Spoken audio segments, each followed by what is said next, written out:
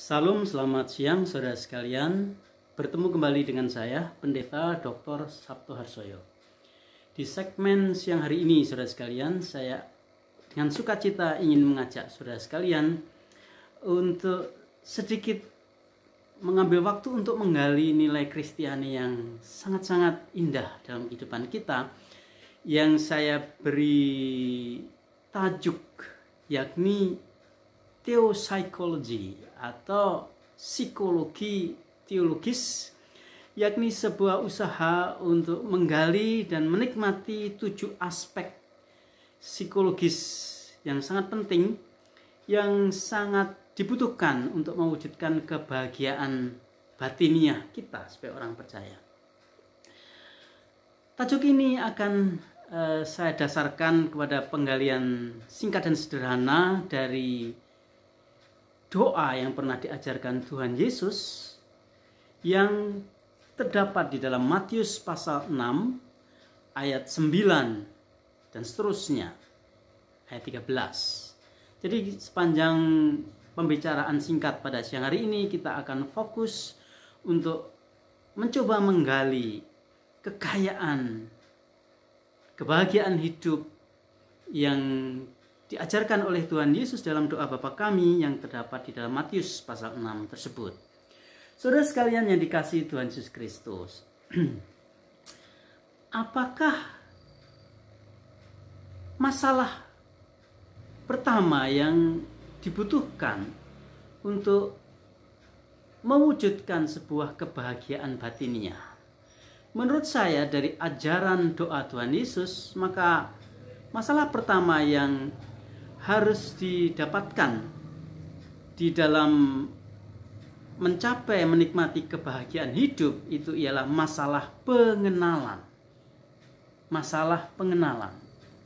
Kalau kita baca di dalam Matius pasal 6 ayat yang ke-9, karena itu berdoalah demikian, Bapa kami yang di sorga. Saudara sekalian, saya yakin bahwa pengenalan kita akan hal-hal yang mendasar dalam hidup itu akan sangat mempengaruhi kebahagiaan kita. Bagian dari pengenalan ini yang tersirat di dalam pernyataan Tuhan Yesus, menurut saya ada 2 hal yang perlu digali. Yang pertama adalah pengenalan akan Allah itu sendiri.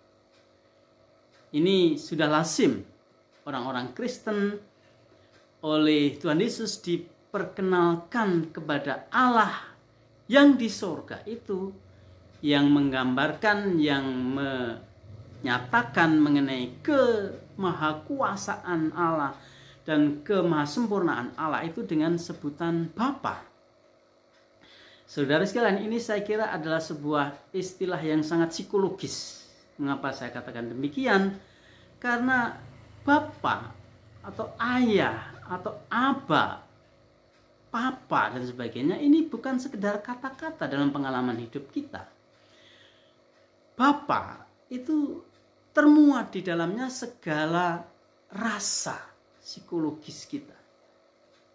Dari kata Bapa ini kita menemukan dan merasakan sebenarnya hidup kita nilai-nilai dan juga rasa kejiwaan yang sangat khas dalam hidup kita.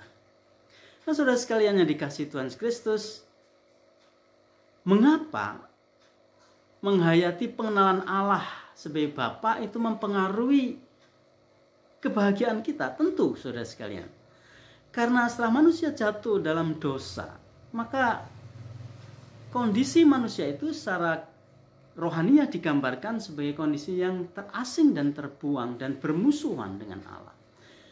Pada waktu Tuhan Yesus datang dan Tuhan Yesus menghadirkan kerajaan Allah, maka terjadi pembaharuan dan pemulihan relasi antara manusia yang sumbernya dari Allah, dari keberadaan yang bermusuhan pada keberadaan yang sangat dekat yang digambarkan, diekspresikan dan dihayati sebagaimana pengalaman-pengalaman jiwani kita terhadap ayah atau bapak kita. Nah, kalau kita menggali ini, saudara sekalian, kalau kita akhirnya terus-menerus menghayati dalam hidup kita bahwa yang maha segala-galanya itu, yang maha sempurna dalam segala kebaikan itu, dan yang maha kuasa itu adalah Bapa kita. Saudara sekalian, apa yang masih dibutuhkan lagi? Tidak ada. Karena semua sudah dijaminkan di dalam kepenuhan Allah yang adalah Bapa kita. Itu pengenalan yang pertama. Pengenalan yang kedua adalah mengenai pengenalan terhadap jati diri kita sendiri. Dikatakan di situ Bapa kami, bukan Bapakku, tapi Bapa kami. Saudara sekalian, ini menarik sekali bahwa sejak semula Tuhan Yesus itu mengidentifikasi orang percaya itu sebagai umat. Ini bukan berarti Tuhan Yesus mengabaikan sisi personalitas atau sisi privasi, tapi justru kita melihat bahwa dari sisi kekamian dan keumatan, kebersamaan dan sosialisasi ini, sisi-sisi personalitas, individualitas, dan sisi-sisi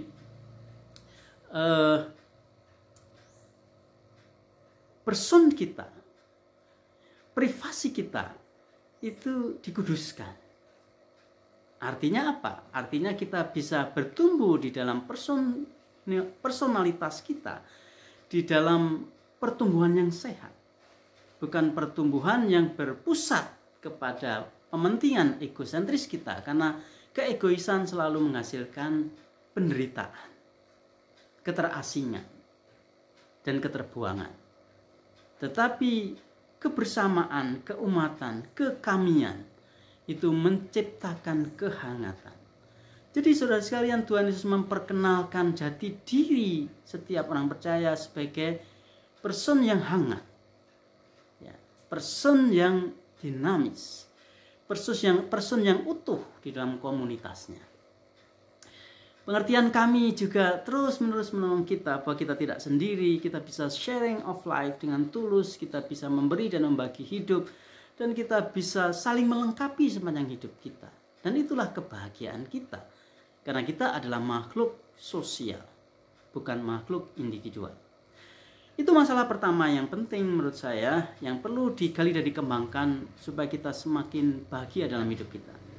Masalah yang kedua, untuk mewujudkan kebahagiaan batiniah, itu saya sebut sebagai masalah spiritualitas. Kalau kita membaca di dalam doa Bapa kami, karena itu berdoalah demikian, Bapa kami yang di sorga, dikuduskanlah namamu. Saya mencoba untuk memaknai pernyataan dikuduskanlah namamu itu dari sisi atau aspek ritualitas atau spiritualitas, karena manusia itu makhluk rohani, manusia selalu berkepercayaan dan manusia selalu memiliki kebutuhan pemuasan spiritual psikologis akan penyembahan kepada Tuhan dan agama. Nah, saudara sekalian, ini menjadi sangat menarik. Nah, di mana? Karena kata dikuduskanlah namamu ini sebuah ungkapan mengenai siapakah Allah itu. Dalam sisi berikutnya, kita mengetahui bahwa kata kudus itu sangat khas di dalam Alkitab, khususnya Perjanjian Lama, di mana kata kudus itu secara sederhana bisa diartikan terpisah, dan kita bisa belajar bahwa kata kudus di dalam konteks Perjanjian Lama pertama dan terutama itu dikenakan kepada Allah sendiri. Lalu orang-orang, objek-objek, tempat-tempat, hari-hari, momentum-momentum itu kalau dikaitkan dengan Allah, dia akan menjadi kudus. Jadi kekudusan Allah itu bisa seperti ditransferkan atau seperti ditularkan kepada alam semesta. Pernyataan dikuduskanlah namamu itu jelas menegaskan mengenai pengakuan memang ada keterpisahan antara natur Allah dan natur manusia itu, natur Allah dan natur alam. Ini memang tidak berarti kita harus jatuh kepada pengertian transendentasi yang absolut atau mengenal Allah sebagai keberadaan yang absolut sepenuhnya terpisah dengan kita. Justru di dalam keberadaan Allah yang berbeda dengan kita secara natur, itu Allah itu memang ada di tengah-tengah kita. Kita tidak mungkin bisa mendekati Allah, tapi Allah yang mendekatkan dirinya kepada kita. Nah, ini adalah masalah kedua dari kebahagiaan sejati, yakni masalah penyembahan, masalah peribadatan, masalah kultus. Kultus itu memberikan pengaruh yang besar sekali, atau lebih tepat itu adalah kebenaran kultus atau kelurusan ibadah itu sangat mempengaruhi kebahagiaan kita. Nah, apakah itu berarti bahwa ini bisa menjadi batu ujian? Tentu. Bahwa apakah kekristenan kita, kalau kita nyatakan sebagai agama, apakah kekristenan kita itu membawa kita kepada kebahagiaan hidup dari sisi ini? Dari sisi mana? Dari sisi pengalaman dan penghayatan ritualitas kita. Ya, apakah ritualitas kita itu betul-betul menghasilkan rasa tentram dalam batin kita? Itu masalah yang kedua. Masalah yang ketiga menurut saya yang sangat mempengaruhi kebahagiaan batiniah kita adalah masalah wewenang, kepemilikan atau kekuasaan. Kalau kita baca di dalam bagian ini dinyatakan, datanglah kerajaanmu. Datanglah kerajaanmu. Jadi Tuhan mengajarkan orang-orang Kristen untuk mengundang, untuk meminta supaya kerajaan Allah itu datang di dalam hidupnya. Saudara, kata kerajaan itu saya merasa sangat memuat pengertian otoritas dan wewenang. Wewenang ini ternyata menentukan kebahagiaan setiap manusia. Bagaimana kita mengerti dan mempersepsi wewenang, otoritas, dan kekuasaan itu, saudara sekalian? Bagaimana kita memahami itu? Kalau kita salah memahami mengenai otoritas atau wewenang, kita akan menjadi tidak bahagia. Apakah seorang yang bersifat otoriter, apakah seorang yang bersifat keras dalam kehidupannya, memaksakan kehendaknya, ya, seorang pemimpin yang otoriter gitu ya, itu bahagia? Nah, kita bisa melihat bahwa semua pemimpin yang otoriter itu selalu berakhir dengan kehidupan yang sangat menyedihkan. Tuhan Yesus sendiri memberikan nasihat yang sangat indah dalam pengertian wewenang ini. Tentu sebagai manusia, Tuhan juga men-sharingkan wewenang itu kepada kita untuk kita gunakan dalam batas kita sebagai manusia. Tapi Tuhan mengingatkan kepada kita, pemimpin-pemimpin dunia itu memimpin dengan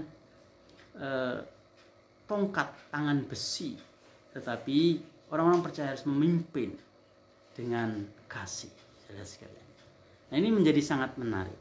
Pada waktu kita membangun ambisi kita dengan mencapai kekuasaan atau wewenang yang kita bisa pergunakan secara otoriter, ya, kita pasti tidak akan bahagia. Para pemimpin diktator dan sebagainya, itu adalah para pemimpin yang salah memahami wewenang terbatas yang dimilikinya. Dan saya yakin setiap diktator pasti akan berakhir dengan hidup yang memprihatinkan. Saudara, masalah yang keempat yang bisa membangun kebahagiaan batin kita itu adalah masalah kerelaan. Rela. Dalam bahasa Jawa itu ada istilah yang bagus, itu legowo. Dari mana kita bisa menemukan gagasan atau ide rela sebagai aspek yang dibutuhkan untuk kebahagiaan hidup itu kita temukan di dalam ayat 10 pasal 6 Matius itu, jadilah kehendakmu di mana? Di bumi seperti di surga. Saudara, ini menjadi menarik sekali. Dari pernyataan ini, jadilah kehendakmu di bumi seperti di surga, mengandung pengertian bahwa di surga itu tidak ada problem mengenai penetapan kehendak Allah. Kehendak Allah itu menjadi problem di bumi ternyata. Itulah dinyatakan ini, jadilah kehendakmu di bumi seperti di surga. Ada sebuah pergumulan batiniah yang penting sekali yang harus kita menangkan. Pergumulan apa itu? Pergumulan supaya di dalam diri kita itu ada sebuah kelapangan hati untuk mempersilahkan kehendak Allah terjadi atas hidup kita, bukan kehendak kita. Supaya keadaan surgawi itu terjadi di dalam keadaan bumi kita. Saudara sekalian yang dikasihi Tuhan Kristus, inilah sebetulnya hakikat dari iman yang sejati. Iman sejati itu tidak mengeksploitasi Allah. Iman sejati itu tidak mengeksploitir Allah. Tapi iman sejati itu adalah masalah menikmati Allah. To enjoying God, itu kata Agustinus. Dan menikmati Allah itu hanya bisa jadi kalau kita mampu bertempur melawan kemauan kehendak kita sendiri dan kita merelakan kehendak Allah itu terjadi dalam hidup kita. Tuhan Yesus memang sangat berhikmat. Untuk masalah kehendak ini, saudara sekalian, perumpamaan yang paling tepat itu adalah tanah liat di tangan penjunan. Nah, kita pasti bisa melihat hal itu. Bisa kita tonton di YouTube bagaimana proses pembuatan keramik dan sebagainya. Dan bagaimana tanah itu membutuhkan satu kondisi yang tertentu, tingkat kelembutan tertentu, sehingga jari-jari penjunan itu mampu atau bisa mewujudkan imajinasinya di dalam tanah yang sudah siap itu menjadi satu bentuk keramik yang nanti akan jadi sangat luar biasa indahnya. Saudara sekalian, masalah yang keempat yang terpenting untuk kita bisa menikmati kebahagiaan hidup selain masalah kemenangan adalah masalah kerelaan. Ayat 10 dikatakan ini, datanglah kerajaanmu, jadilah kehendakmu di bumi seperti di surga. Jadi masalah kerelaan itu menjadi sumber kebahagiaan kita. Semakin kita rela akan kehendak Tuhan, itu akan semakin bahagia. Masalah yang kelima yang sangat dibutuhkan untuk mewujudkan kebahagiaan batin ialah masalah rasa cukup. Nah, ini indah sekali saudara sekalian. Ayat 11 dikatakan di sini, berikanlah kami pada hari ini makanan kami yang secukupnya. Saudara sekalian, kebahagiaan hidup itu apa sebetulnya? Kebahagiaan itu hidup itu mengumpulkan sebanyak-banyaknya atau menikmati kecukupan. Tuhan Yesus menyatakan rahasia kebahagiaan itu sebagai bukan mengumpulkan sebanyak-banyaknya, tetapi masalah kecukupan.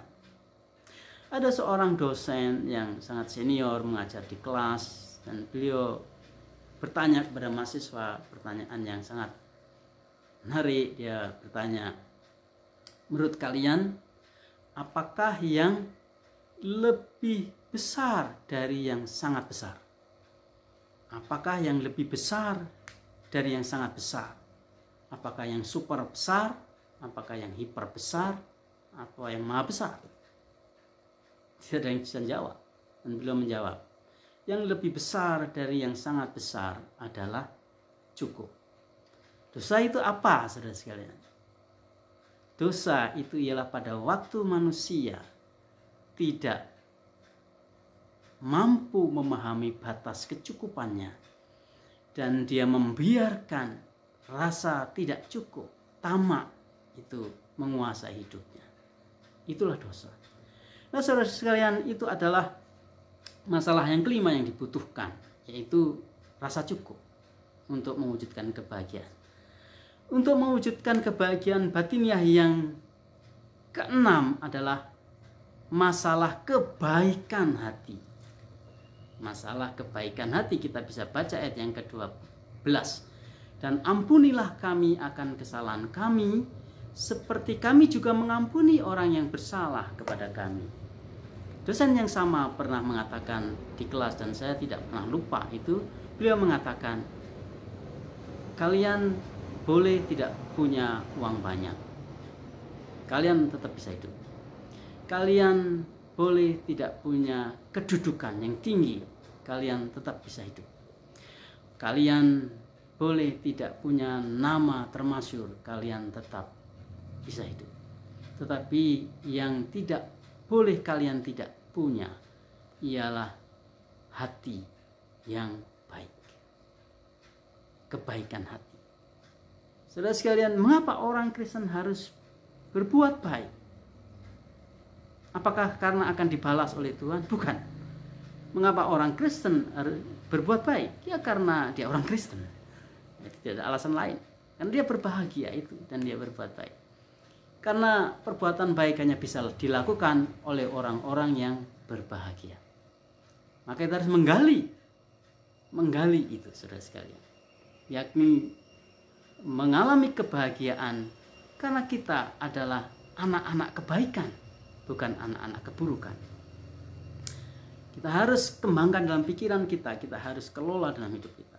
Masalah yang ketujuh yang terakhir untuk mewujudkan kebahagiaan yang sejati adalah masalah kebersandaran pada jaminan Allah.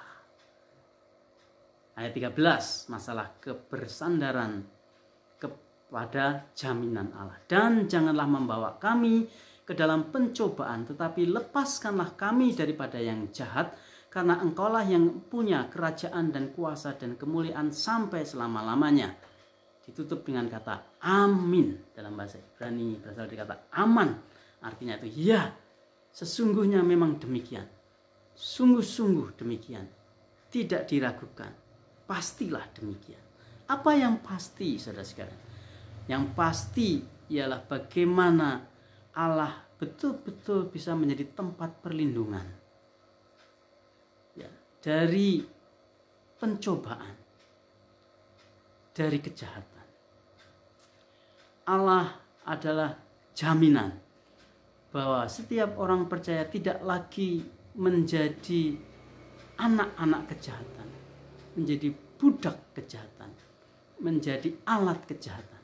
Tapi sebaliknya adalah alat kebaikan, anak-anak kebaikan. Karena pada hakikatnya Allah adalah Maha Baik. Amin. Tuhan Yesus memberkati.